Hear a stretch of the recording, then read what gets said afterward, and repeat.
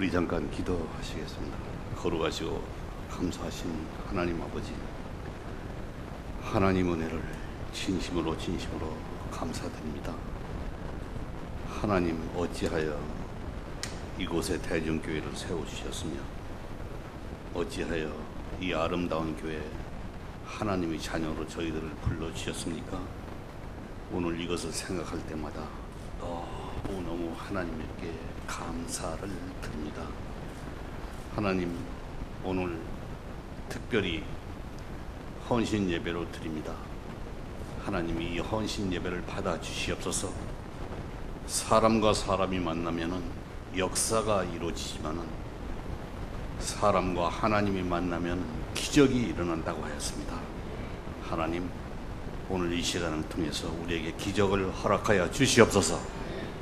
뜨거운 성령으로 역사하여 주시옵소서. 예수 그리스도 이름 받들어 간절히 기도 올려옵나이다. 아멘. 여러분 참 반갑습니다. 제가 10여 년 동안 많은 교회를 가서 이렇게 말씀도 드리고 그랬었는데 오늘 두 가지가 생각나는 것은, 하나는 담임 목사님이신 최덕원 목사님을 제가 3년 전에 뵀는데 오늘 이 자리에서 와서 뵙게 돼서 너무 감사하고, 이렇게 훌륭한 목사님을 여러분이 선택하신 하나님께도 감사하지만 여러분도 참 안목이 대단하신 분이다, 그런 걸 하나 느꼈고, 두 번째는 큰 교회는 아니지만 오늘 특성을 하시는 여러분의 모습을 보면서 우리가 보기에도 이렇게 아름다운데 하나님 보시기에 얼마나 아름답고 천사들이 봤을 때 얼마나 아름다울까, 그런 생각을 해봅니다. 여러분이 어떻게 생각할지 모르지만 제 나이가 81세가 되었습니다. 세상 일을 10여 년 전까지 참 많이 하고 10년 전에 하나님의 부르심을 받아서 전국을 혹은 전 세계를 돌아다니면서 제가 집회를 했는데, 솔직히 얘기하면은 제가 집회한 곳이 한 1200군데가 되는데 오늘 집회가 인원수로 봐서는 제일 적은 그런 곳인데, 제가 이렇게 적은 교회에서 어떻게 예배를 드립니까? 강대상에 올라와서 여러분이 찬송하는 모습, 여러분이 기도하는 모습, 그것을 유심히 쳐다봤을 때 정말로 아름답게 보였습니다. 여기에 계신 분이 다 연세가 많으신 것 같고, 그러나 이러한 곳에서 이렇게 예배를 드리는 여러분의 모습이 제가 보기에도 이렇게 아름다운데 하늘에 계신 하나님 보시기에 얼마나 아름다울까, 그렇게 생각해서 제가 말씀하시기 전에 제 자신이 은혜를 받았다고 그렇게 고백을 하고 싶습니다. 오늘 골로새서 3장 23절에 있는 말씀은 제가 성경 말씀 중에서 제 인생을 살아가는데 가장 중심에 있었던 그런 성경 말씀입니다. 무슨 일을 하든지 누구를 만나든지 사람에게 하듯 하지 말고 우리 하느님께 하듯 해라. 저는 이 말씀을 가지고 평생을 살아왔습니다. 제가 81세라고 했는데 예수를 영접한 것은 5살 때 예수를 영접했습니다. 그러니까 81세에서 5살 빼면 얼마입니까? 저는 예수를 영접한 지 76년입니다. 76년 동안 저는 이 성경 말씀을 붙들고 평생을 살아왔습니다. 근데 어떻게 이 성경 말씀이 저를 지배했으며 어떻게 하나님께서 저를 썼는가, 이것을 이 시간을 통해서 말씀하면서 같은 은혜를 받고 여러분도 남은 생애를 통해서 이 말씀대로 산다 하면은 먼 훗날 하나님 앞에 섰을 때 잘했다 칭찬받을 거라고 저는 확신을 하고 지금부터 한 1시간여 걸쳐서 여러분한테 말씀을 드리려고 합니다. 차를 타고 오면서 왜 저를 초청했을까 생각을 해보니까 3가지가 생각이 났습니다. 제일 첫 번째는 저는 3대째 장모고 삼형제가 장로고 제가 36살에 장로가 됐습니다. 제가 장로였기 때문에 제가 장로로서 예술 영접하고 나서 76년 동안 어떻게 신앙생활을 했을까, 그것을 여러 해 보여주라고 우리 목사님이 저를 초청했다, 그렇게 생각합니다. 두 번째는 저희 집은 예수 믿어 참 복을 많이 받았는데 그럼 얼마나 복을 받았느냐. 저희는 제가 3대째 장로지만 또 삼형제가 장로라겠지만은 저희는 5대째 예수를 믿고 있습니다. 근데 5대째 예수를 믿었는데 제일 위에 있는 할아버지부터 예수를 믿는 것이 아니고 셈으로 계산을 해보면은 5대가 쭉 예수를 믿었지만은 저희 아버님, 어머님, 저희 형제가 그렇게 예수를 믿은 것이 그 위로도 전도를 해서 예수를 믿게 됐고, 그 다음에 자녀들도 예수를 믿게 됐고, 우리 아버님하고 우리 어머님이 자녀를 낳았는데 6명을 낳았습니다. 그런데 우리 할아버지, 또 할아버지 형제, 또 우리 사촌이나 육촌, 팔촌, 거기서 자녀들이 나와가지고 5대째 무려 560명의 자녀를 하나님께서 주셨습니다. 그런데 여러분이 560명이라고 하니까 와 했는데 더 와 해야 될 것은 그 560명이 한 사람도 빠짐없이 예수를 믿는다는 사실입니다. 그리고 그분들이 한국에서 혹은 미국에서 혹은 중국에서 일본에서 살면서 560명이 그렇게 각 나라에 가서 사는데 하나님이 축복을 해 주셔가지고 엄청난 축복을 해 주셨습니다. 그래서 다른 분들이 신문에서도 텔레비에서도 저희 집을 대한민국에서 신앙의 명가라고 그렇게 붙여줬습니다.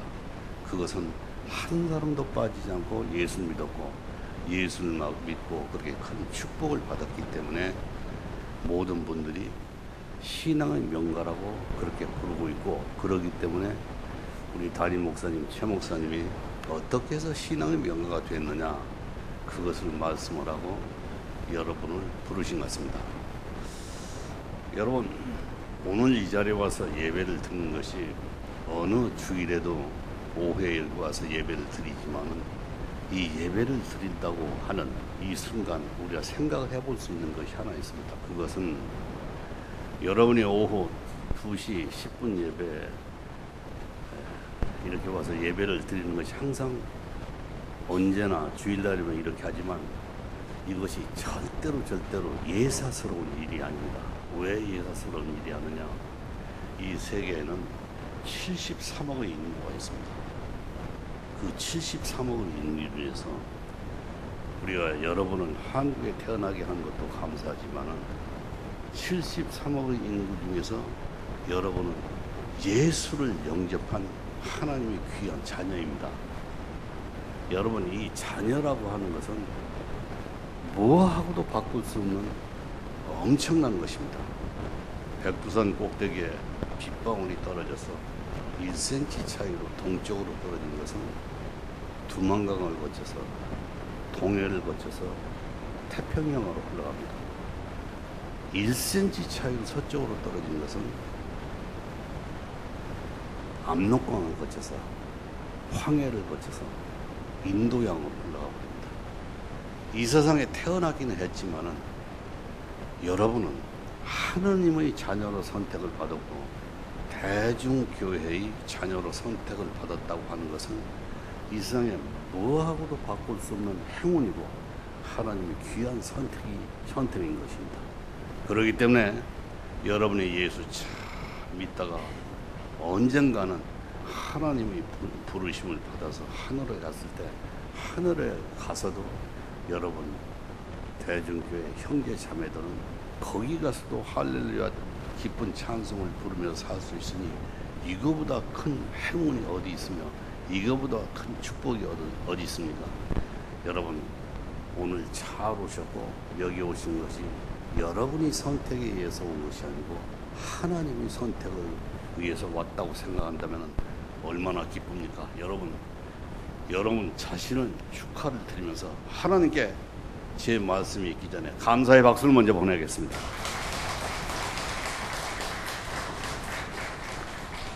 목사님이 저한테 주어진 시간이 1시간 20분이기 때문에 박수를 이렇게 오래 쳐버리면은 제 시간이 아주 짧아지니까 죄송하지만 앞으로 박수 칠 때는 탁탁탁 이렇게 3번만 쳐주면 감사하겠습니다.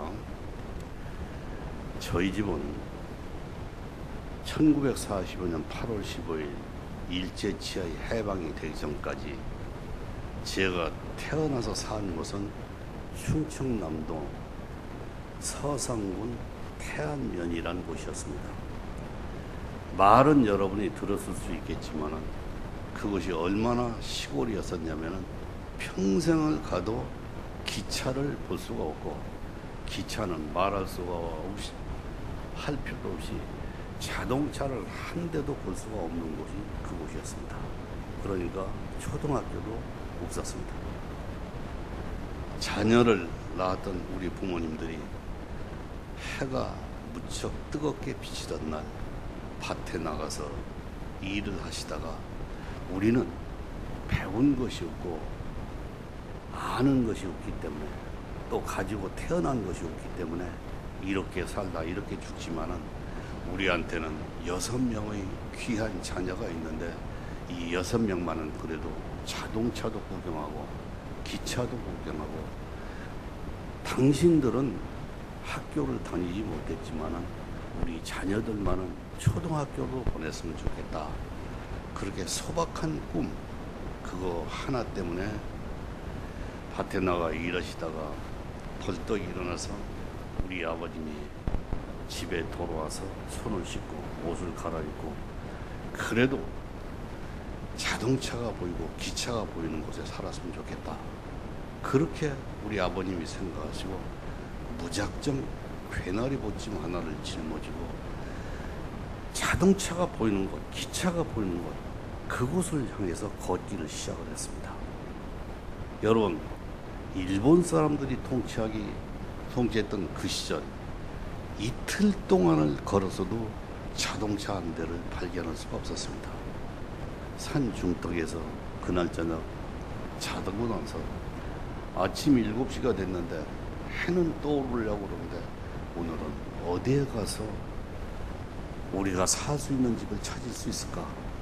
기가 막혀서 생각하다가 이틀 동안 짚고 다녔던 당신의 지팡이를 하늘에 던지면서, 하나님, 나는 하나님을 여태 하나님이라고 한 번도 불러보질 못했고 교회를 다닌 적도 없고, 그렇지만 하나님이 살아계시면은 한 번만 제 말씀을 들어주세요 하면서 이 지팡이를 던지고 나서, 하나님, 이 지팡이 끝을 향해서 저는 걸어가겠습니다. 우리 8식구가 살 수 있는 것을 하나님 찾게 해주세요. 하도 막연하기 때문에 그렇게 지팡이를 던지고 나서 그 지팡이 끝을 향해서 걷기를 시작을 했습니다. 한참 걷다가 보니까 대천이라는 곳을 도달하게 됐습니다. 대천. 그때는 대천이 참 시골이었었지만은 충남 서해안으로 그래도 기찻길이 있었고 어쩌다 보면 자동차 한 대씩 지나가는 그런 대천. 그 대천이 어떤 이상형처럼 보였었고 그곳에 집을 하나 샀는데, 물론 초가집이었었지만은 초가집을 사놓고 보니까 놀랄만한 사건이 하나 생겼습니다. 우리 집을 사고 나서 그 앞에 길이 하나 있었고 길을 건너에 우리 집보다 4배쯤 커 보이는 초가집이 하나 있었는데, 그 초가집이 그 군 전체에 하나밖에 없는 대천 감리교였습니다. 그곳은 선교사들이 선교구역에 의해서 장로교도 선교교도 짓지를 못하고 대천 감리교가 그 군에 딱 하나밖에 없었습니다.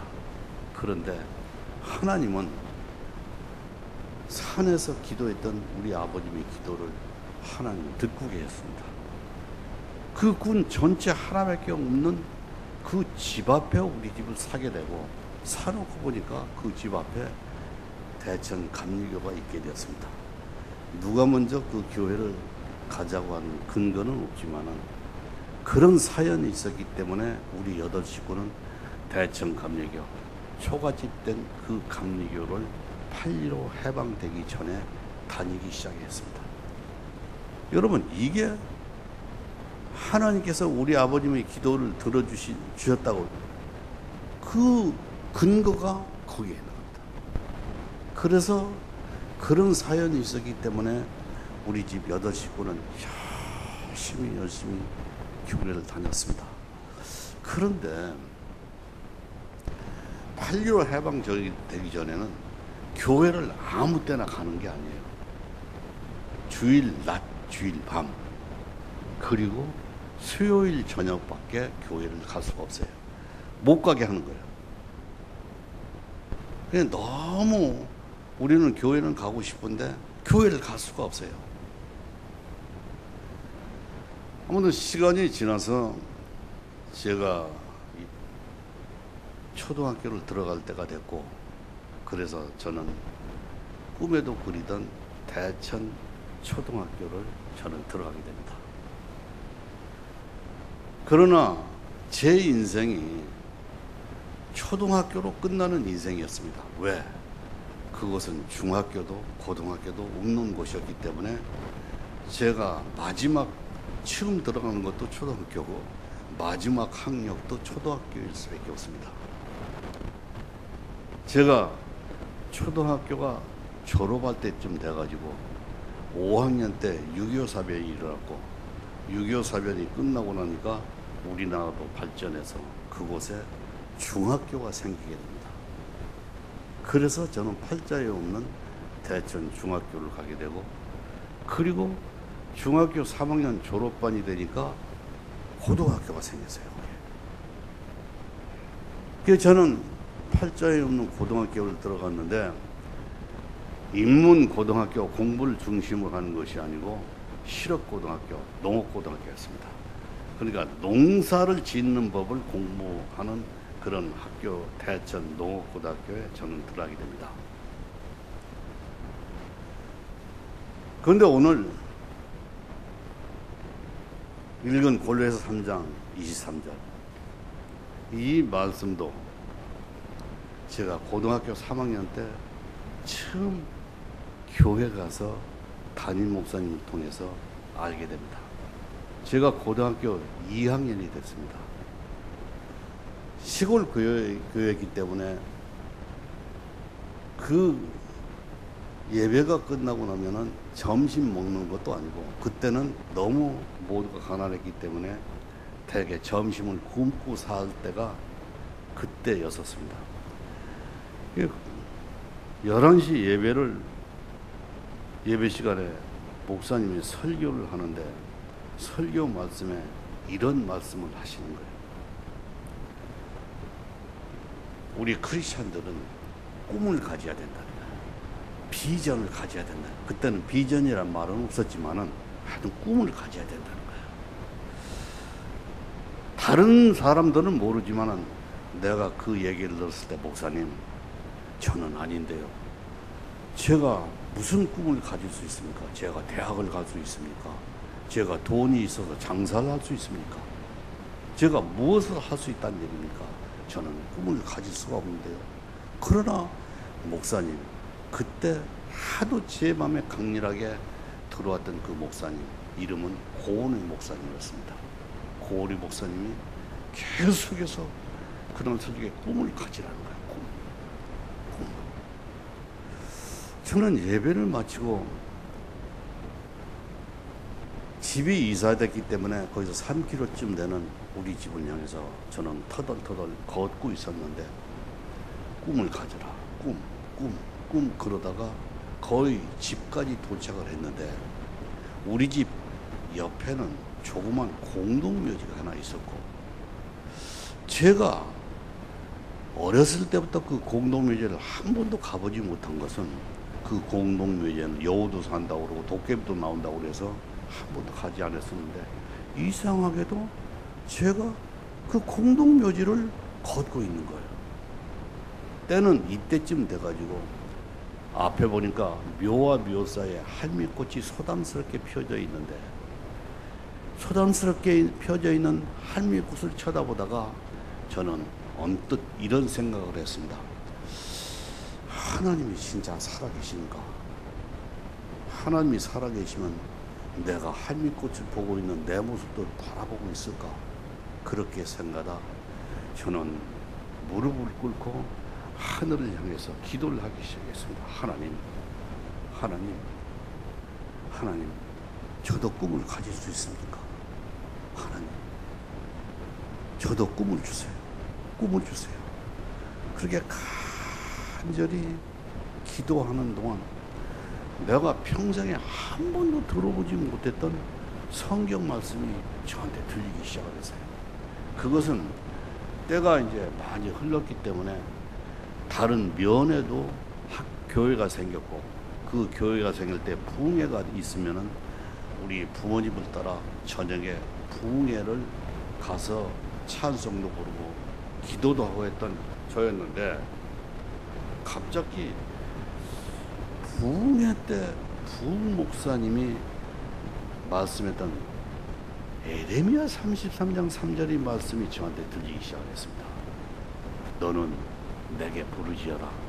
나는 내게 응답하겠고 내가 알지 못하는 크고 비밀한 것을 너한테 보여주시겠다. 그 하나님의 음성이 들리기 시작하는 거예요. 너무나 저는 놀랐습니다. 그러면서 나한테 이런 꿈을 주시다니.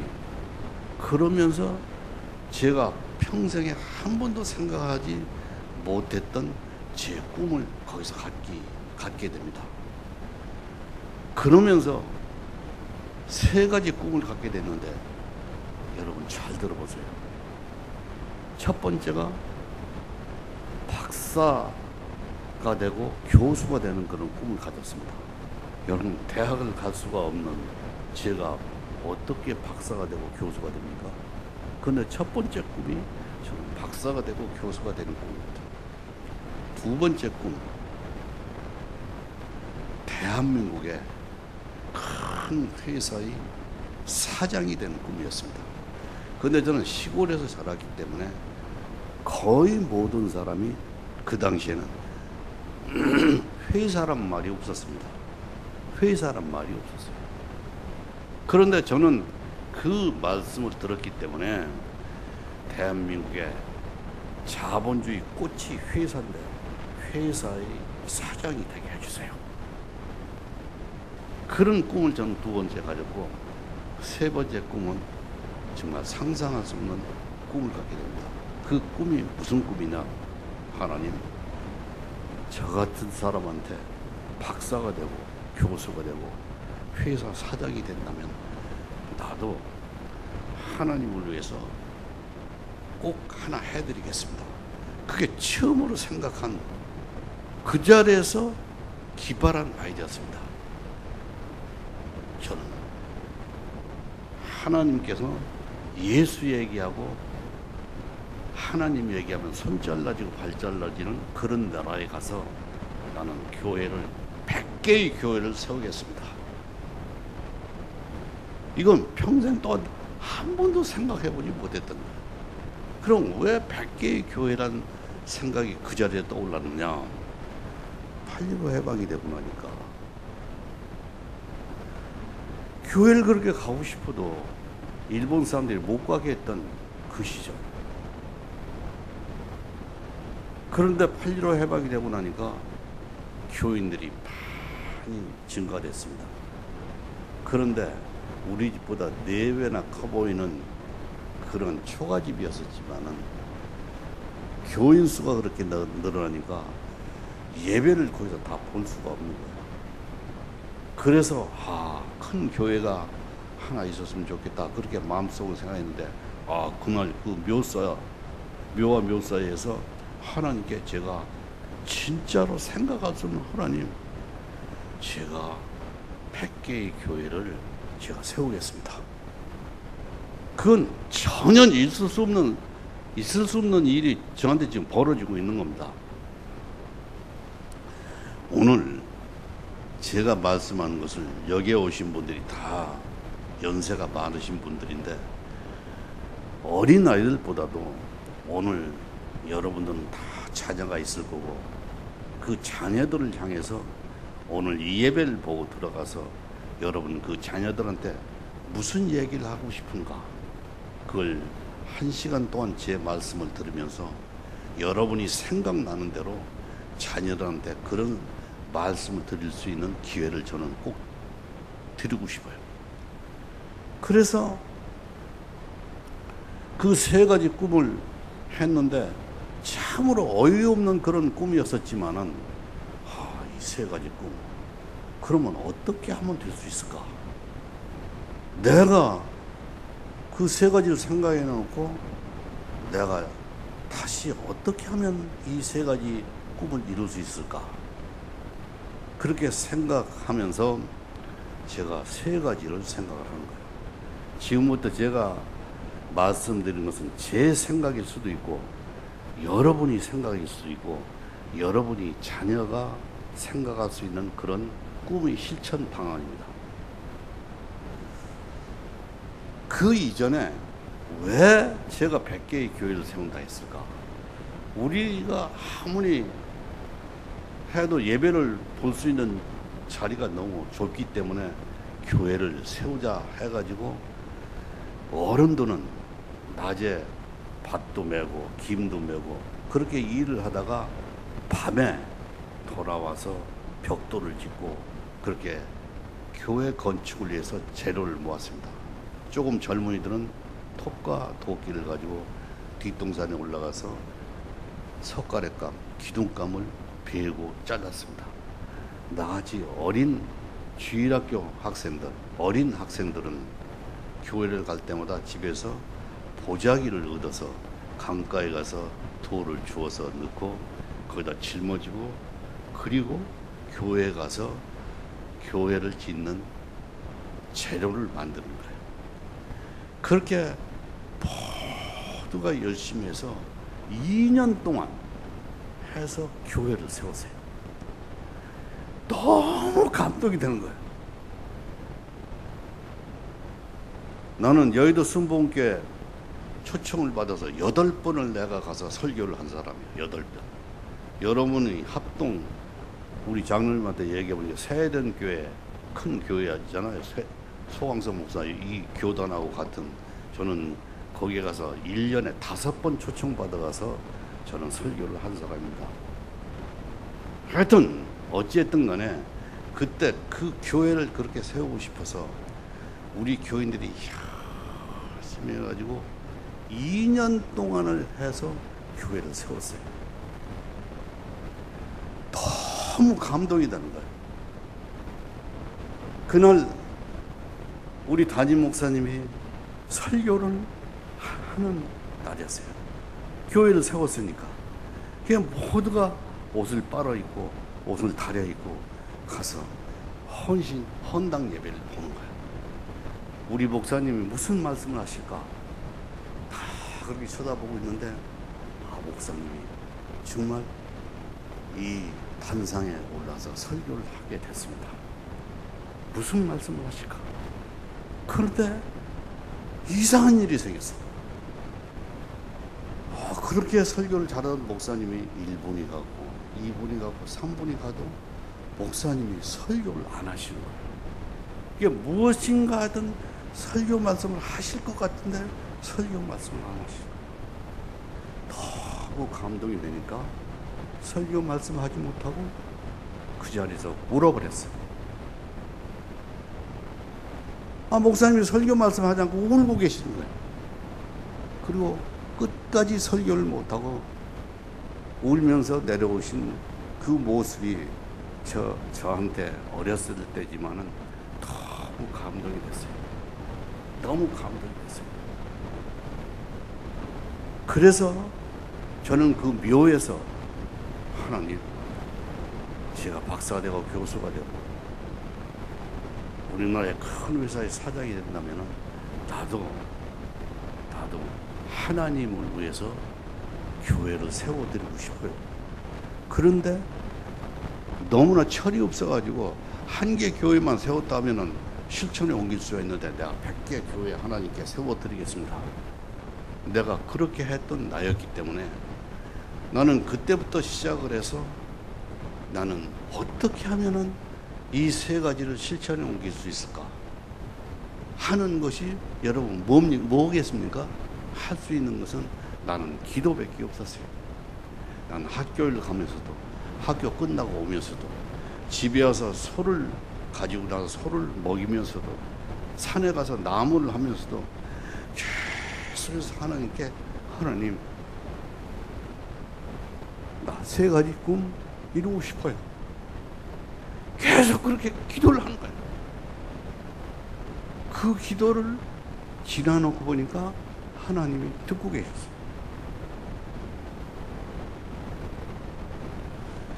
그래서 저는 실천에 옮기기 시작했는데 그러면 어떻게 실천을 옮겼을까? 고등학교를 졸업하고 생각했던 대로 저는 대학을 갈 수가 없잖아요. 어느 날 여름철 콩밭을 매러 어머니하고 같이 가다가 그날은 진짜 서울에 한번 가보고 싶어요. 그래서 어머님한테 어머니 서울 한번 가보고 싶어요. 그랬더니 어머니가 벌떡 일어나시는 거예요. 일어나시더니 남자하고 여자하고 다른 게 하나 있어요. 여자는 이렇게 옷을 이렇게 내리니까 남자는 팬티밖에 없는데 여자는 옷이 또 하나 있어요. 근데 그 옷에 주머니가 큰 게 하나 달렸는데 그 주머니 속에서 뭘 꺼냈는데 보니까 돈을 꺼냈는데 100원짜리 5개를 꺼냈어요. 그게 우리 어머니가 가지고 있는 전체 돈이었어요. 그 500원을 주면서 제가 서울 한번 가보고 싶다 그랬더니 서울 가라는 거예요. 어머니는 각오를 하고 있었어요. 집에 들어서 손을 씻고 대천역에 나가서 기차를 표를 끊어가지고 타려고 그러는데 누가 막 뛰어오시는 거예요. 그게 봤더니 우리 어머니가 이렇게 뛰어오시는 거예요. 그 어머니가 왜 뛰어오실까? 별 생각을 다 하는데 어머니가 내가 기차에 타고 있던 내 모습을 보면서 무슨 말씀하실 것 같은데 말씀을 한마디도 안 하시더라고요. 그리고 그 차는 서울을 향해 떠나게 됐어요. 그게 떠나면서 나는 무슨 생각을 했을까? 이런 생각을 했어요. 그 일본 사람들이 교회를 못 가게 그렇게 하니까 우리 집은 월요일, 화요일, 목요일, 금요일, 토요일 날은 낮에는 일을 하고 저녁에 모여서 저녁은 석유 등잔불 밑에서 저녁을 먹고 그리고 모여서 가정 예배를 보는 거예요. 교회를 못 가게 하니까 가정 예배를 하는데 우리 아버님은 성경을 읽어주고 말씀을 이렇게 하셨고 우리들은 기도할 때마다 기도를 했고 그런데 1년에 몇 번은 아니지만은 우리 어머니가 특별한 날은 예배가 끝나고 나서 우리 6남매를 이렇게 앉혀놓고 하시는 말씀이 있는 거예요. 어머니 하시는 무슨 말씀이었느냐? 나는 배운 것이 없고 아는 것이 없기 때문에 너희들한테 유식한 얘기는 할 수 없지만은 내가 너희들한테 꼭 해주고 싶은 얘기가 있다는 거예요. 근데 그 얘기를 뭐라고 말씀하시냐면 이렇게 말씀하시는 거예요.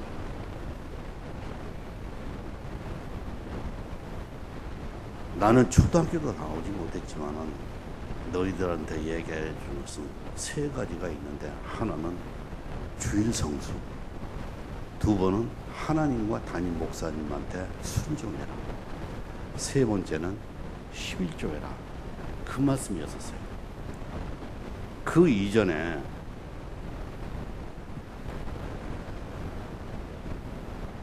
그 말씀 이전에 나는 세 가지 꿈을 실천하기 위해서 어떻게 할까?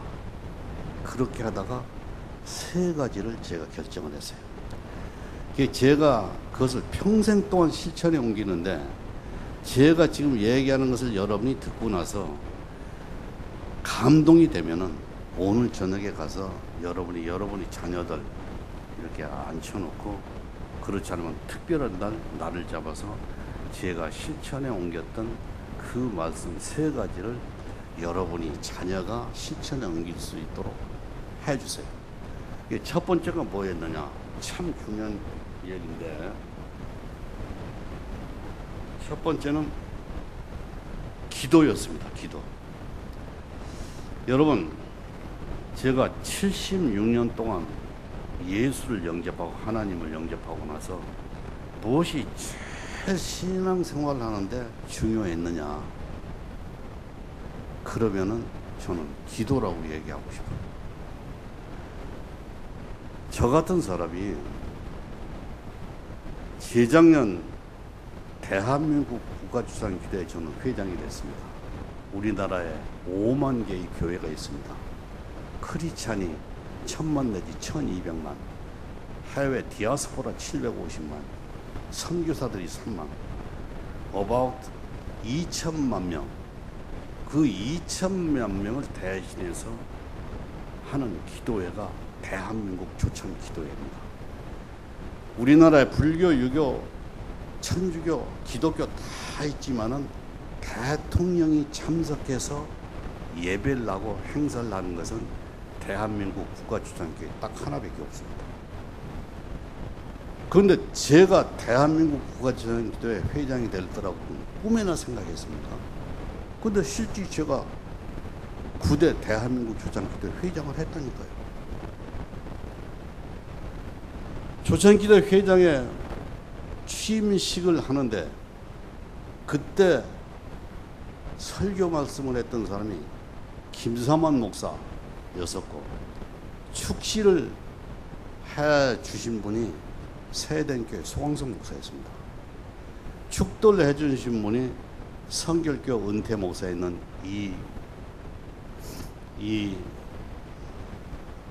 무슨 목사인데, 그런데 그렇게 쟁쟁한 목사님들이 제 취임식 때 그렇게 해주셨는데, 제가 드디어 취임사를 할 시간이 돌아와서 제가 단상에 섰습니다.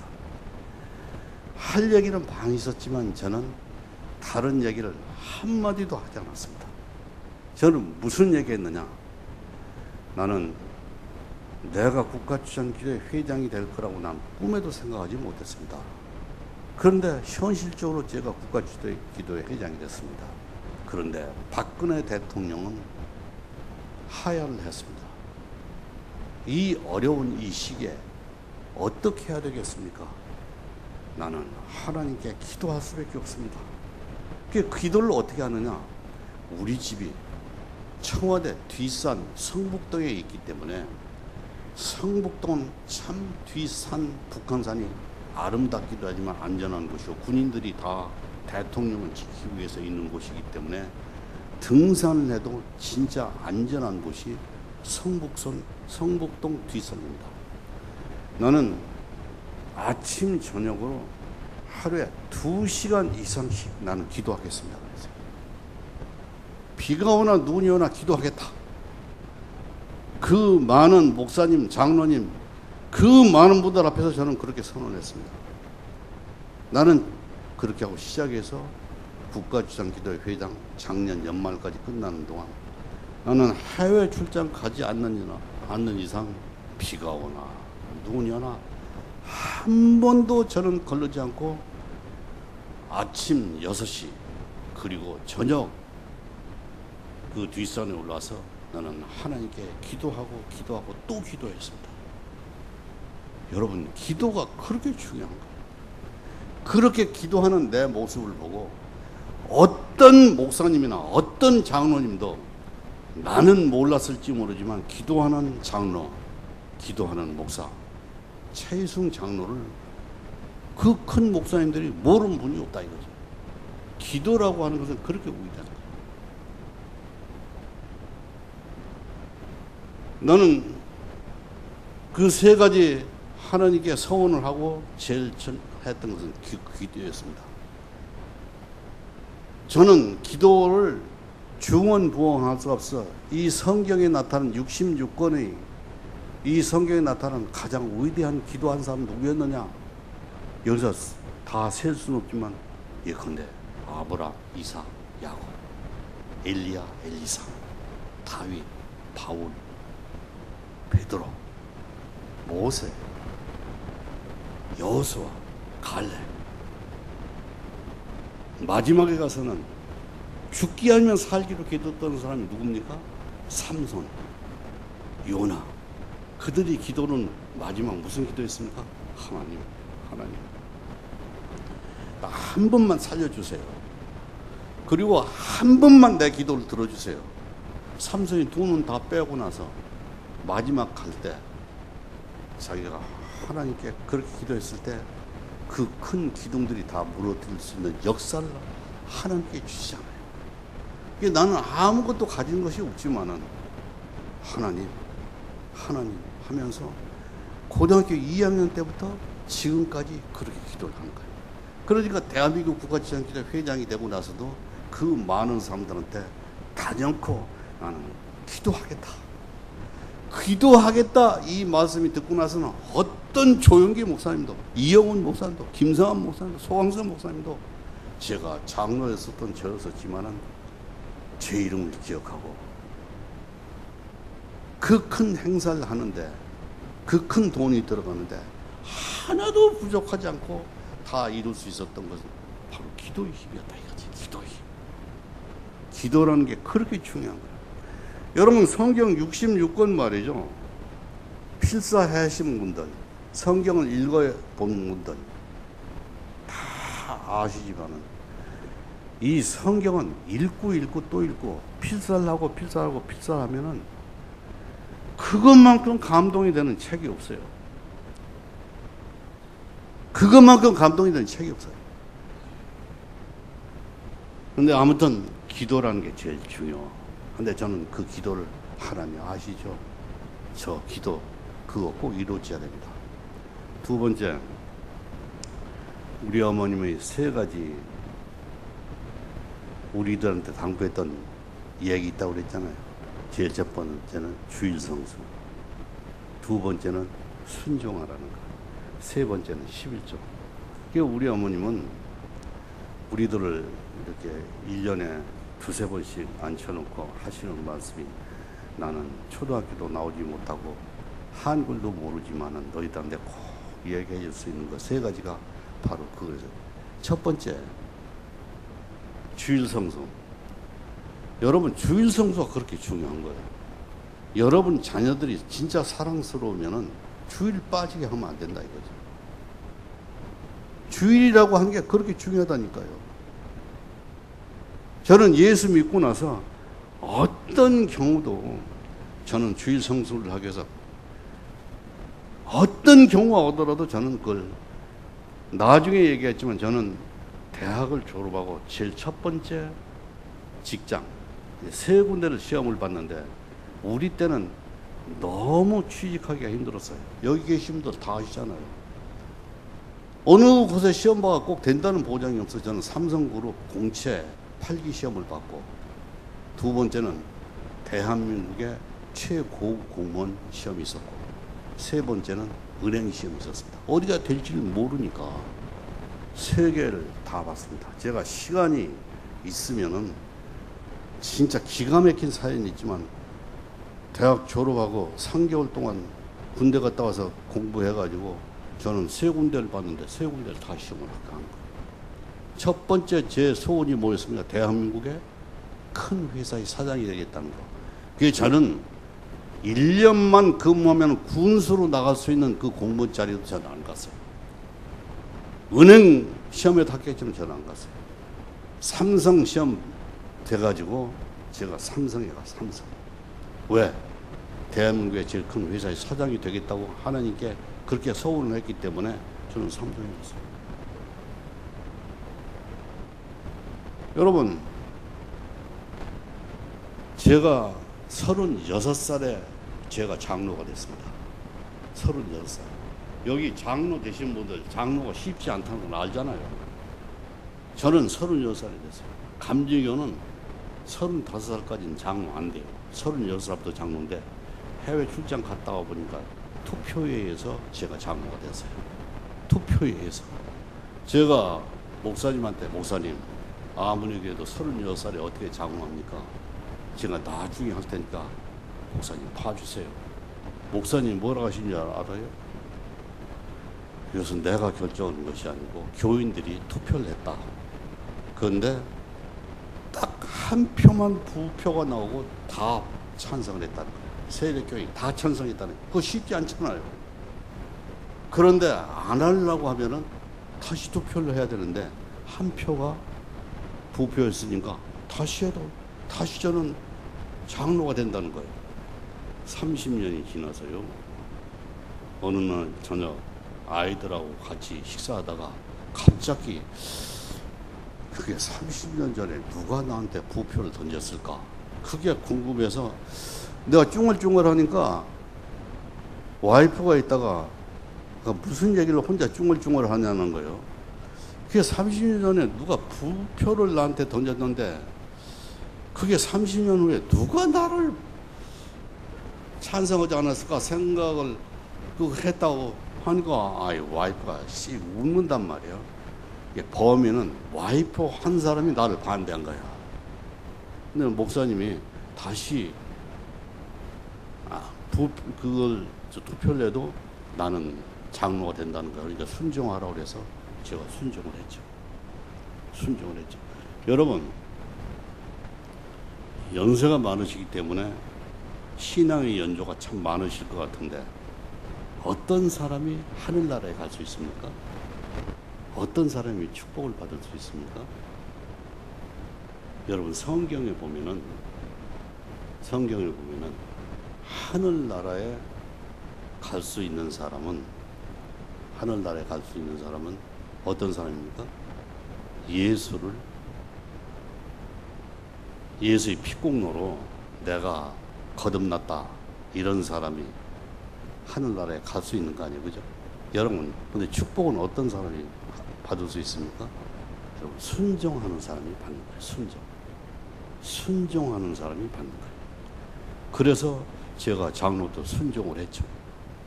국가주장기도회 회장도 제가 안 하려고 했지만은 순종을 했죠. 순종이라는 게 그렇게 중요한 거예요.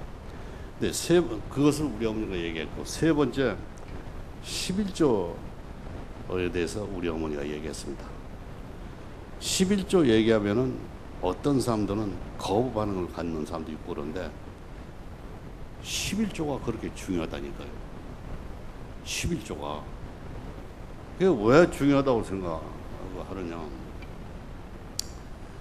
제가 어렸을 때 농사를 지어가지고 추수감사절이 되면 우리 아버님이 지게에다가 호박도 과일도 쌀도 이렇게 싣고 지게에다 지고 갈 때 제일 그 다음에 쓴 사람은 우리 어머니고 그 다음에는 제가 장남이기 때문에 제가 두 번째로 썼고 그리고 우리 동생들 뭐 형제간들이 이렇게 갔었는데 그걸 따라가면서 저는 무슨 생각했느냐.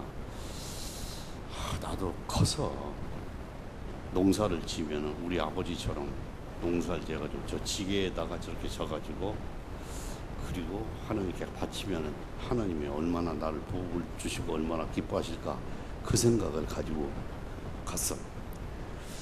그러면서 우리 어머니가 11조를 할 때 헌금할 때 보면은 그때는 이 헌금이 이게 옛날 돈은 말이죠. 이게 구겨지기도 하고 찢어지기도 하고 이것을 데리기도 하고 이거 붙이기도 하고 대리민으로 다리금 해가지고 그 헌금하는 걸 내가 봤는데 우리 어머니가 11조에 대해서 강조를 하셨단 말이에요. 그래서 제가 11조가 이렇게 중요한 거구나. 그런데 제가 고등학교를 졸업하고 우리 어머니가 도움을 500원 주고 서울 올라와서 그걸 마중 나왔던 사람이 내 친구였던 이영묵이라는 친구였었고 이영묵이라는 친구가 중학교 2학년 때 너무 가난하게 살아서 도시락을 싸오는데 항상 쑥만 쌓아와서 내 도시라고 내가 바꿔줬던 그 기억이 났는데, 그 친구가 그것이 목매간에 잊을 수가 없어서 내가 서울을 오니까 서울역에 마중 왔어요. 마중 와가지고 그는 서울 사범을 다녔기 때문에 가정교사를 할 수 있었고, 가정교사에서 번 돈을 가지고 내가 대학 시험을 보는데 3개월 동안 자기가 내 하숙비를 벌어서 해준 거, 내 도시락 몇 번 바꿔준 거, 이것 때문에. 그래서 그 친구 때문에 내가 3개월 동안 공부를 해가지고, 어차피 나는 장학생 시험을 봐가지고 가야 되니까, 대천 농업고등학교 축산과면 똥통학교잖아요. 똥통학교.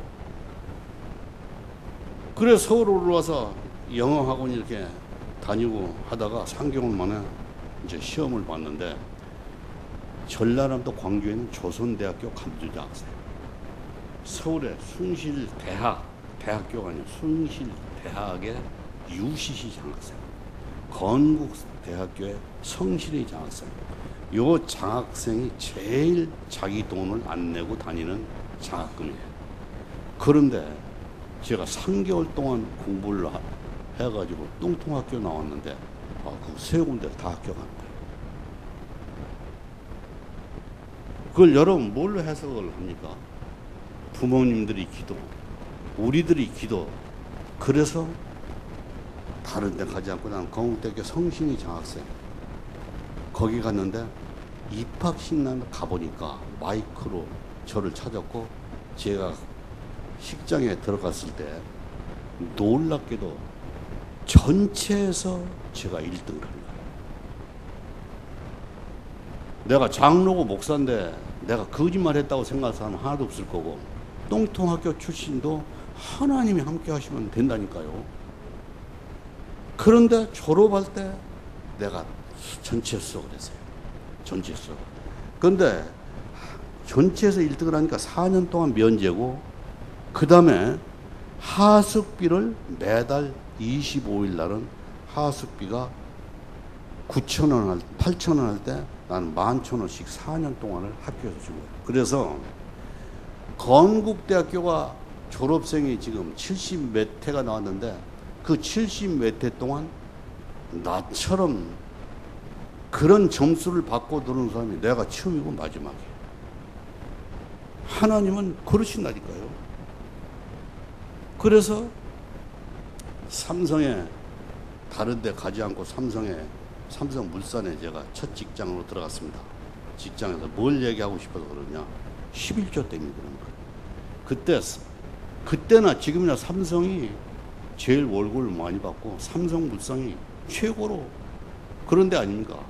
하여튼 제가 똥통학교를 나왔던, 어쨌든 간에 나는 삼성에 난 학교가 있는데, 삼성에 시험 보러 가는 날 점수가 영어가 100점이고 전공인 경제학이 100점이고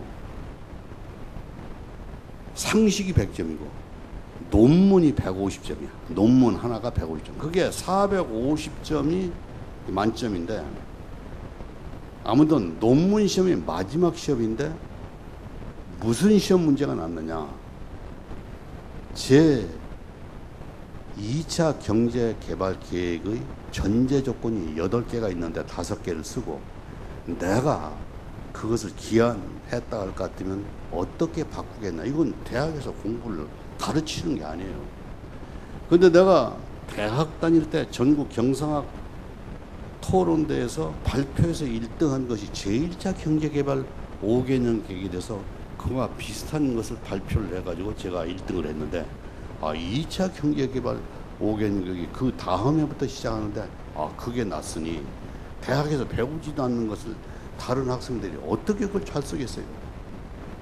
그런데 놀랍게도 시험을 보러 가는 날 전철 타고 가는데, 신동아라는 잡지를 제가 그 전에 사가지고 시험 공부를 하지 않고 그놈을 보고 가는데 60페이지가 제2차 경제개발 5개년 계획이야.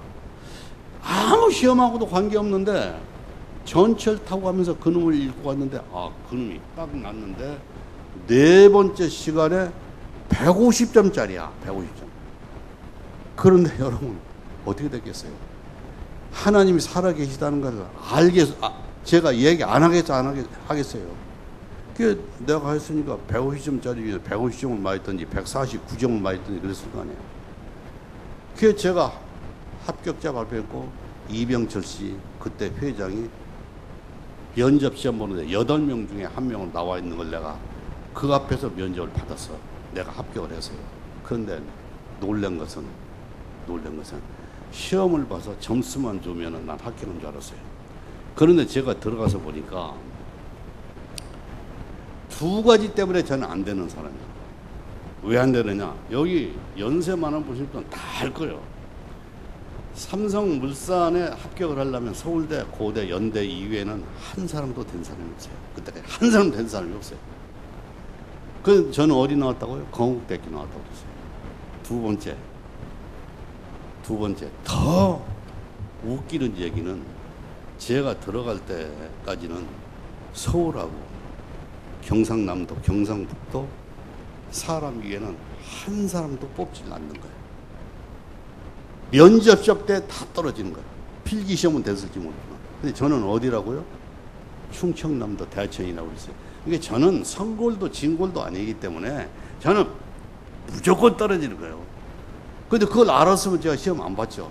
몰랐으니까 저는 시험을 봤죠. 그런데 성골도 진골도 아닌 충청남도인데 제가 됐고 건국대학교인데 제가 됐다 이거죠. 여러분 이걸 뭘로 해석합니까? 첫 월급을 받았습니다. 새 돈으로 받았죠.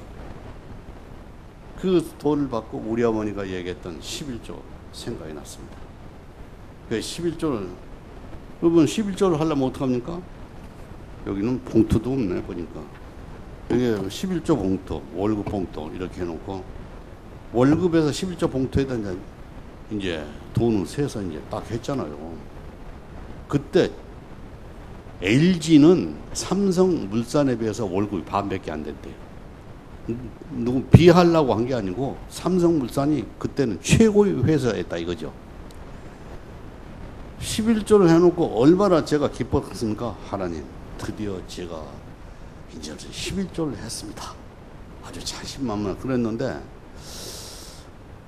제가 대학교 입학시험을 그 입학식을 하고 나오는데 버스를 타고 나와야 되고 버스를 타고 나오다 보니까 멀리에 십자가가 딱 있어서 십자가를 보니까 가슴이 떨리기 시작을 했어요. 다 하나님의 은혜니까. 그래서 십자가 있는 쪽을 향해서 걸어가 봤더니 십자가는 십자가인데 그 밑에는 건물이 아니고 24인용 텐트였어요. 텐트. 그게 화양 감리교입니다. 그러나 십자가를 보고 거기에 들어가서 제가 2시간이든 3시간이든 하던 기도했는데 기도 내용은 잘 모르지만 하나님 감사합니다. 하나님 감사합니다. 하나님 감사합니다. 그 얘기 할 수밖에 없잖아요. 그렇게 하다가 저는 그 교회를 다니게 됐어요. 그 교회를 다니는데 1960년에 다니다가 지금까지 다니니까 여러분 몇 년입니까? 지금이 50 몇 년 동안 다니는 거 아니에요? 50 년 동안. 그런데 다른 건 제가 다 할 수가 있는데 아까 컨덕트한 우리 장로님 참 멋있었는데 목소리도 좀 멋있었는데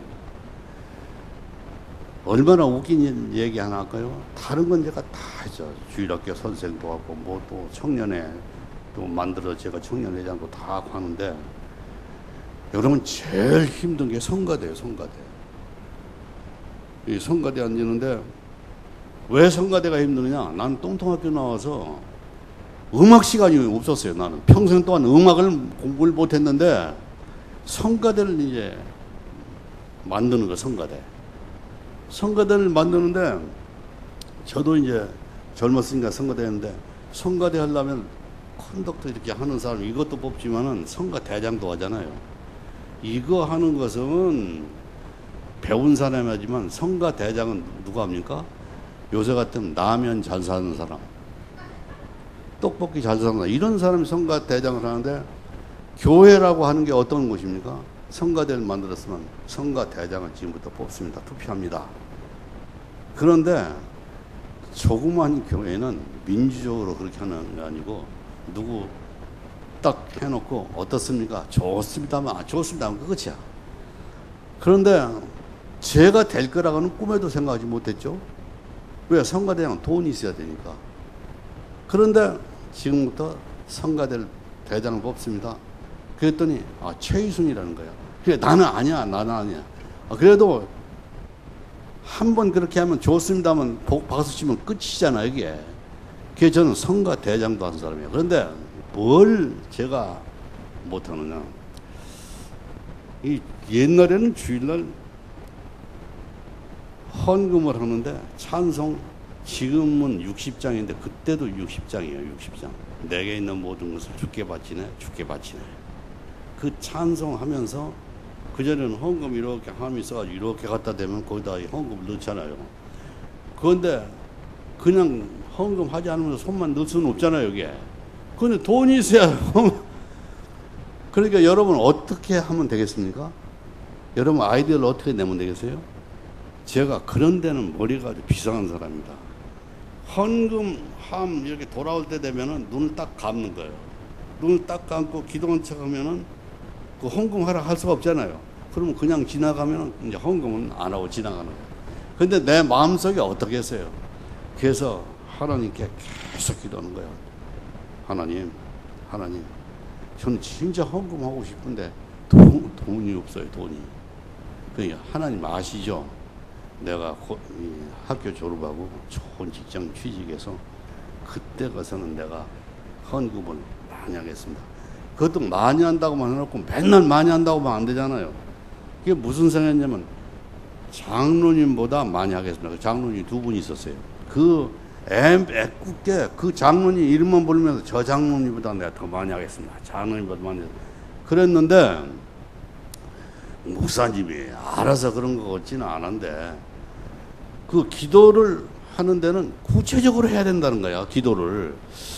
목사님이 역시 영안이 있으신 분이다. 내가 이 헛소리 하는 걸 아셨는지 그렇게 하면 기도하면 안 된다 이 얘기인 것 같더라고요.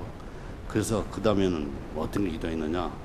장로님보다 내가 헌금 많이 해주시오. 근데 그렇게 기도를 하죠.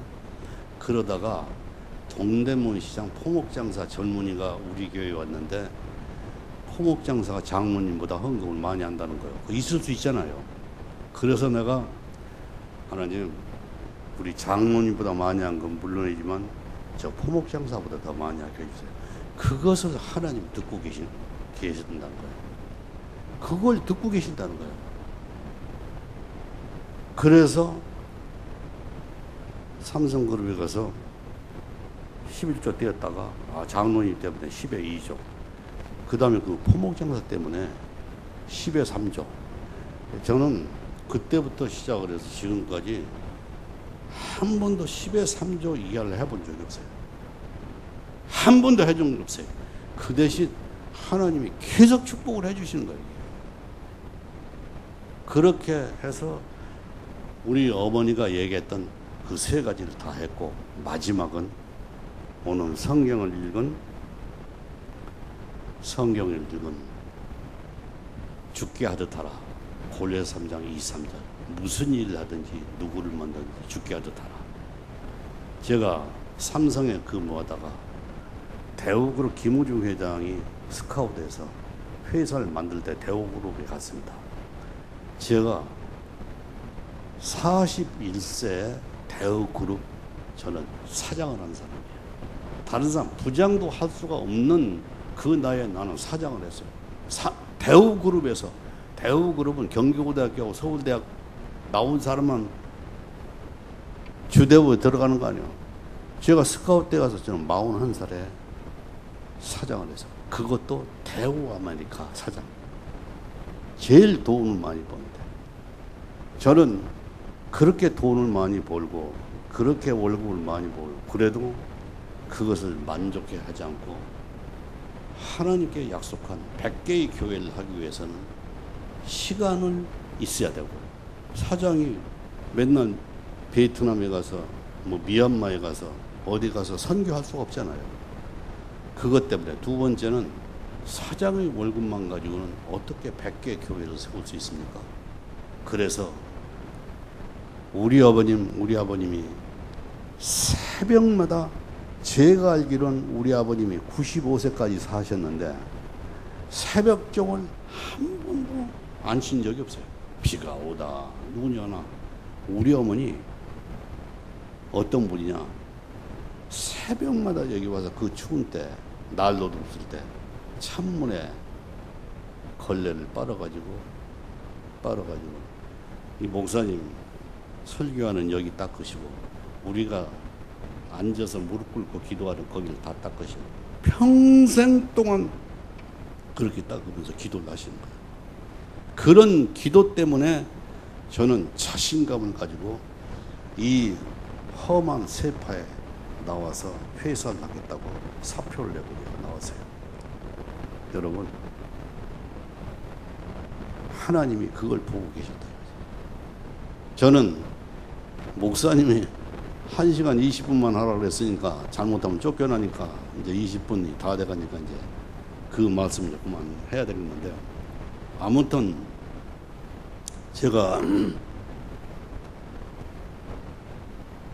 시간을 얻기 위해서, 돈을 벌기 위해서 그 좋은 자리를 사표를 내고 나와서 제가 제 회사를 만들기 시작했는데, 부천에 여기에서 처음 회사를 만들어서 저는 전 세계 12개 회사를 만들었어요. 국내에 6개 회사를 만들었습니다. 제가 부천에도, 인천에도, 안산에도, 서산에도, 군산에도 그렇게 회사를 만들고, 미국에, 호주에, 중국, 1993년부터 들어가가지고 중국에 제가 3개의 회사를, 상해, 연태, 심양, 그렇게 12개 회사를 만들어서 거기서 돈을 벌어서 전 세계 38개 나라에 예수 얘기하면 손 잘라지고 발 잘라지는 그런 곳에만 가서 저는 교회를 세우고, 신학교를 세우고, 일반 학교를 세우고, 제가 그렇게 100개의 교회를 제가 세웠어요. 100개의 교회. 그러니까 어떤 분이 봐도 제가 장로면 어떻고, 뭐 목사면 어떻고, 아무튼 저는 평생 동안 돈을 벌어서 그렇게 하죠. 제가 우리 여기 하도 여성교회 멤버들이 찬송을 잘해서 제가 우리 어머니 얘기 하나만 더 하고 제 얘기를 거의 끝내겠습니다. 우리 어머니가 얘기했던 그 3가지가 주일성수, 그렇죠? 그 다음에 순종하라, 그 다음에 11조, 그 말씀했는데, 우리 어머니가 초등학교도 안 나왔다 그랬잖아요. 근데 우리 어머니 얘기를 어떻게 우리 자녀들이 그렇게까지 순종을 했을까? 2가지만 얘기를 해보면, 내가 초등학교 3학년 때 학교에서 그때는 메이도 없고 사실 신발도 없었어요. 여기에 80 되시는 분은 안 계시는 것 같은데, 80 되시는 분들, 옛날에 우리 때가 신발 하나 사면은 그 신발이 아까워서 학교 갈 때 안 볼 때는 그놈 벗어서 이렇게 가지고 가고, 사람들이 이렇게 오면은 그놈 또 신고 가고, 그렇죠? 우리 장로님도 당신도 그랬으니까 뭐 그 얘기 하는 거예요, 이게. 제가 학교 갔다 올 때쯤 되면 우리 어머니 이러다 마시고 동구밭 정준암 밑에까지 나오셨는데, 내가 올 때쯤 되면은 나오셨다가 이상하게 옷을 많이 입으신 것 같단 말이야. 나중에 보면은 이 안에 어머니 옷이 아니고 내가 입을 수 있는 겉옷을 안에 품속에 넣다가 자기의 체온으로 이것을 덮여서 내가 오면 그걸 입혀주시는 거예요. 여러분, 어머니가 그러시는 거예요. 그 다음에 내 동생이 2살도 밑에고 3살도 밑에도 있는데, 밤 11시, 12시에 열이 39도, 40도가 되면은 아이들을 병원에 안 데리고 가면 큰일 나잖아요. 그럼 우리 어머니가 내 동생을 놓고 시골길이니까 길도 없잖아요. 이걸 뛰는 거예요, 밤에. 그럼 가다 넘어지면은 자갈밭에 넘어지면 피가 나고 어떤 때는 허리가 다치고 그런데도 그렇게 뛰시는 거예요. 그래서 내가 어머니 천천히 뛰세요. 천천히 뛰세요. 그래도 우리 어머님은 자기 몸이 으스러지던 어쨌든 간에 뛰시는 거예요. 그 모습을 보면서 우리 어머니가 기억자도 모르고 성경도 읽을 줄 모르는 분이지만 우리 어머님이 무슨 말씀만 해도 우리 자녀들은 무조건 순종하는 거예요. 무조건 순종하는 거예요. 그러니까 우리 집 자녀들은 나는 어디가 다 지금까지 한 번도 얘기 안 했는데 여러분이 아까 찬송하는 거 내가 감동돼서 내가 하나만 더 얘기해 주면은 내가 그런 어머니 밑에 있으면서 밑에 있으면서 우리 자녀들이 다 진짜 신앙생활에 그렇게 열심히 했던 우리 자녀들이었습니다. 이게 여러분이 뭘 배웠고 뭘 했던 그건 중요한 것은 아닙니다. 우리 자녀들을 향해서 그런 마음을 가지고 있을 때 다 순종을 하고 하나님 다 보고 계시는 거예요. 그렇게 해서 세 가지 꿈이 있잖아요. 세 가지 꿈. 그러니까 내가 장로님을 대해도 한 번 뵀지만은 내가 뵙고 나서는 장로님을 뵐 때마다 이제는 죽게 하듯 하라. 그러니까 장로님을 그냥 장로님을 보지 않고 사람으로 보지 않고 주님께 대하듯 하는 거죠. 이게 비즈니스를 하면서 사업을 하면서도 주님께 대하듯 하는 거죠. 저기에 있는 저 책 끝나고 나서 내가 사인해 줄 수 있는 분들은 사인해 줄 수 있는데 저 책에도 다 나오는데 제 사업에 그렇게 성공을 했던 그 비결이 뭐냐? 죽게 하듯 하라 하는 거예요. 목사님을 뵐 때도 목사님을 주님께 하듯 하라. 성도님을 뵐 때도 주님께 하듯 하라. 그런 사람한테 어떻게 사이가 나빠질 수가 있습니까? 그건 미국 사람도 인도 사람도 영국 사람도 누구하고 비즈니스를 해도 그 사람하고는 그 관계야. 저 책에 보면은 내가 태우고 난 이제 우리 회사가 저 불이 났을 때 납품한 사람들이 다 돈을 띨 수 있을 때 그래도 내가 장로였다는 거, 내가 그 사람들을 대할 때 사람한테 대하듯 하지 않고 예수님 대하듯 했다는 거, 내 모습을 보면서 사람으로 보지 않고 예수님으로 봤다는 거, 그것이 결정적으로 제가 성공했을 때 결정적인 역할을 하는 거죠. 그래서 첫 번째 제가 박사되고 교수가 된다고 그랬잖아요. 전혀 있을 수 없는 그런 사건이지만 저는 1983년도에 경제학박 사학을 받았습니다. 86년도에 경제학박 사학을 받았습니다. 그 다음에는 미국에서 신학박 사학을 받았습니다. 그 다음에 회사 사장이 되겠다 했는데 한 개만 아니고 12개 회사에 저는 사장이 됐잖아요. 그렇게 벌어서 저는 제가 어디에 별장을 짓고 뭘 하고 그러질 않고 저는 전 세계 돌아다니면서 예수 얘기하면 손 잘라지고 발 잘라지는 그런 데만 가서 교회를 세우는 거예요. 신학교를 돕는 거예요. 학교를 세워주는 거예요. 저는 그렇게 해서 제가 하나님께 소원했던 걸 다 이루고 이제는 제 아내와 같이 맛있는 것도 좀 사 먹고 다른 데 해외 여행도 하고 그렇게 했었는데 우리 교회 부흥회를 하는데 부흥 목사님을 대접했을 때 저를 호텔에서 오락에서 만나서 서로 담임 목사님과 같이 기도하다가 그 부흥 목사님을 통해서 미국은 부흥 목사님을 통해서 제가 하느님으로부터 엄청난 제가 그것을 받았어요. 뭐라고 했느냐? 기도를 하는 동안 제가 100개의 교회를 거의 지어갈 때 이렇게 말씀하신 거예요. 그 부흥 목사님 통해서 내가 100개의 교회를 세운다고 하나님이 말씀하신 거예요. 내가 77개가 될 수도 있고 100개가 될 수도 있고 100개를 더 할 수도 있다. 그 말씀을 듣고 제가 너무나 놀랐습니다. 제가 하나님 앞에 잘못했습니다. 저는 다시 시작하겠습니다. 그래서 저는 나이가 80이 돼서 저는 또 다른 100개의 교회를 계획하고 지금 세워가고 있습니다. 또 다른 100개의 교회. 여러분이 장로가 되고 한 것은 정말 아름답지만은 하나님께 물어봐야 돼요. 하나님, 제가 남은 생애를 통해서 뭘 해야 됩니까? 그래서 나는 하나님 앞에 이렇게 얘기했어요. 하나님, 제가 다시 시작했는데 하나님도 해줘야 될 게 있습니다. 제가 100개를 하려면은 제 나이가 80인데 하나님 100개 하려면 적어도 20년은 더 살아야 되는데 20년 동안 제가 감기도 들어서도 안 되고 고혈압이 있어도 안 되고 심장이 약해도 안 되고 그건 하나님께서 책임져 주셔야 됩니다.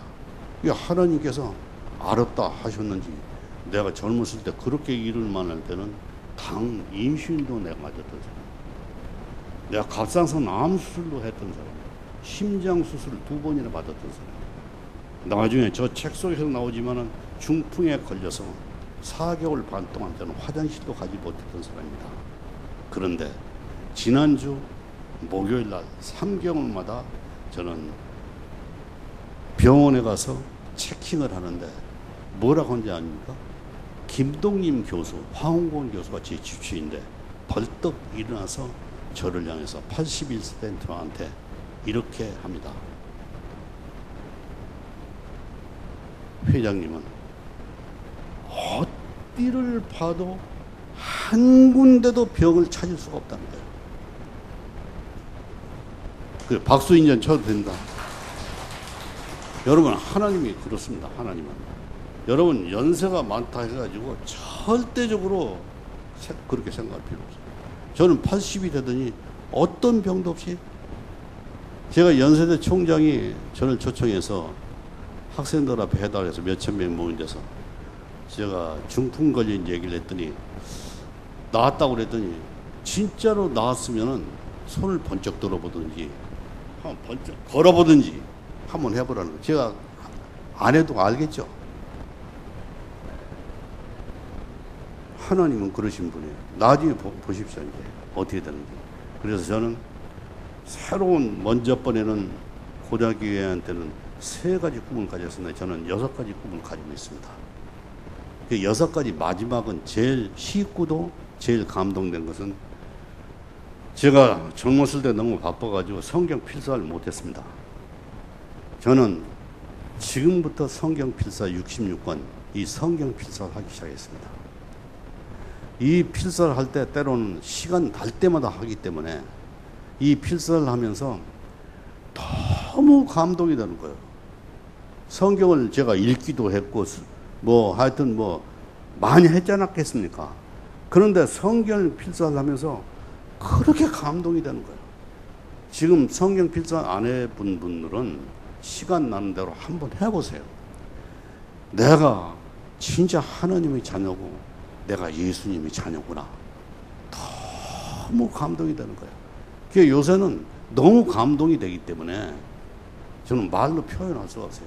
그러니까 제가 6가지 소망이라고도 하고 사명이라고도 하고 꿈이라고도 하고 비전이라고도 하고 그걸 6가지를 하고 있는데 마지막이 성경 필사예요. 그 필사를 제가 한 거에 대해서 너무 감사하게 생각하는데 오늘 대중교회에 계신 여러분들, 나는 젊은이들한테도 많이 가서 말씀을 전할 때도 있고 근데 지금은 연세가 많은데 뭐 45명 모인다 하더니 그보다 훨씬 더 많이 모이셨네요. 많이 모이신 건 잘했는데 여러분이 저처럼 80이 안 된 분들이 많은 것 같은데 80이 됐다 하더라도 그런 마음을 가지고 했었을 때 하나님께서는 어떤 병도 다 낫게 해주죠. 그렇게 내가 많은 병을 했는데 저 책에도 나지만 브루나이에 가서 내가 평생 소원이 하나님 내가 56세 때 그랬어요. 내가 이렇게 쓰러지고 이제 움직이지도 못하고 인슐린 맞아야 되고 이러는데 내가 한 번만 살려주시면은 브루나이에 평생에 브루나이에 교회가 없는데 내가 그 교회 세우고 오겠습니다. 그 교회 세우러 와서 하나님을 다시 만나게 됐고 그때 하나님께서 어떤 병도 없이 완벽하게 낫게 해주시는 거예요. 완벽하게 낫게 해주시는 거예요. 이게 하나님은 여러분 살아계십니다. 그리고 여러분한테 꼭 내가 부탁하고 싶은 것은 기도하라는 거예요. 기도만큼 중요한 게 없다는 거예요. 그 다음에 어떤 일이 일어났더라도, 병이 찾아왔다 하더라도, 자녀가 속썩인다 하더라도 여러분은 하나님께 먼저 기도하는 거예요. 그리고 하나님께 물어보는 거예요. 성경에 다 실패를 했는데 쉬운 예로 여리고성을 이길 거라고는 꿈에도 생각하지 못했습니다. 그러나 하나님께 기도하고 기도했을 때 여리고성은 이기게 해줬습니다. 아이성은 여리고성 성한테 비하면 3발의 피. 그런데 아이성은 3,000명 갔다가 다 몰살했잖아요. 이스라엘에서. 기도 안 해서 그랬잖아요. 여러분, 어떤 이스라엘 왕도, 히스기야도 하나님 데려가려고 그랬죠. 벽을 향해서 히스기야 그렇게 기도했을 때 하나님께서 히스기야 15년 동안 생명을 연장해 주셨어요. 여러분, 여성교회 계신 분들 다 잘생기려고 이쁘게 생겼는데 그것만 자랑하지 말고 기도하시라. 기도. 무슨 일이 있을 때마다 기도하시라. 그러면은 여러분, 이 교회도 우리나라도 다 승리할 수 있습니다. 네, 마지막 저는 결론 냅니다. 하나님께서 함께 하시고 예수님의 의로운 손으로 오른손을 여러분 붙들어 주시고 뜨거운 성령으로 역사하시면 불가능이 없고 기적이 일어난다고 그랬습니다. 여러분, 오늘 이 순간을 통해서 기적의 대중교회가 될 것을 간절히 축원합니다. 감사합니다. 잠깐 기도하십시오. 걸어가신 하나님 아버지, 오늘 1시간 20분 통해서 하나님과 우리와의 튼튼한 밧줄을 연결했습니다. 이 밧줄이 끊어지지 않고 하나님 뵙고 예수님 배울 때까지 이 밧줄이 더 튼튼한 밧줄이 될 수 있도록 도와주시옵시며, 담임 목사님 통해서, 우리 장로님 통해서, 이 선교회를 통해서 하나님의 위대한 사명을 잘 완수하고 하나님 앞에 섰을 때 하나님 앞에 잘했다 칭찬받을 수 있는 우리가 되게 하여 주시옵소서. 예수님 이름으로 간절히 기도 올립니다. 아멘.